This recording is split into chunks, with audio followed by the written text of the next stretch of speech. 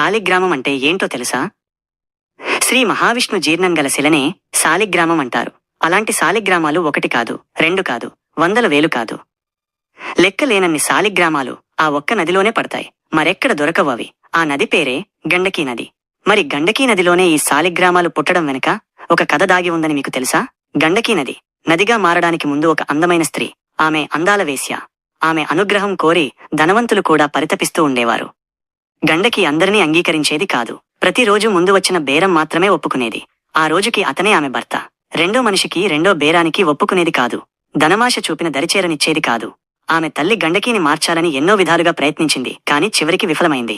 సాక్షాత్తు శ్రీమన్నారాయణుడికే, ఆ శ్రీ మహావిష్ణువుకే గండకీని పరీక్షించాలని కోరిక పుట్టిందట. ఒకరోజు పరివారంతో పొద్దున్నే వచ్చిన ధనవంతుడు గండకితో బేరం చేసుకుని కానుకలిచ్చాడు. అలవాటుగా గండకి అతనికి స్నానం చేయించాలని దుస్తువులు తీస్తే అతని ఒంటి నిండా దుర్వాసన వచ్చింది. అతని ఒళ్లంతా పుండ్లు పుట్టాయి, ఈగలు ముసిరాయి. కుష్టివ్యాధి ఉందని కూడా గ్రహించింది. అయినా అతని ఒంటికి సంపంగి తైలం పూసింది.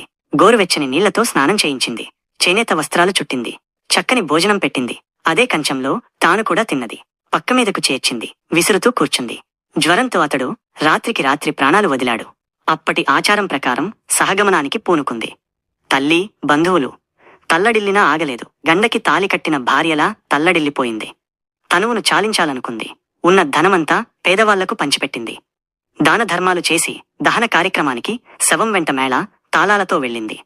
శ్మశానంలో చితి పేర్చింది. ఆ శవానికి తానే నిప్పు అంటించింది. తాను కూడా చివరికి చితిలోకి దూకింది. చిత్రమేంటో తెలుసా? ఎగిసిన మంటలు మల్లెపూలయ్యాయి. కాలిన కట్టెలు మల్లెపూలయ్యాయి. లక్ష్మీ సమేతంగా శ్రీ మహావిష్ణువు ప్రత్యక్షమయ్యాడు. గండకి చూస్తూనే ముగ్ధురాలయ్యింది.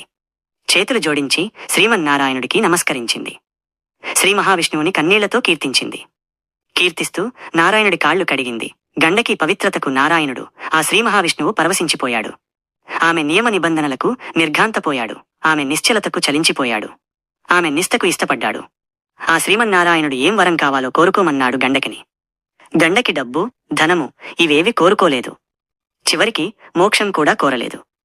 మాతృత్వాన్ని వరంగా కోరింది. గండకి శ్రీ మహావిష్ణువుని తన కడుపున కొడుకుగా పుట్టాలని కోరింది. గండకి తత్ఫలితమే మరుజన్మలో గండకి నదిగా పుట్టింది.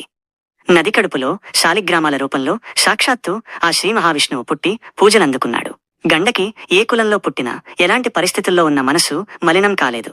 ఆ విధంగా పవిత్రురాలైంది. గండకి శ్రీ మహావిష్ణువుని తన గర్భంలో దాచుకుని తల్లయింది.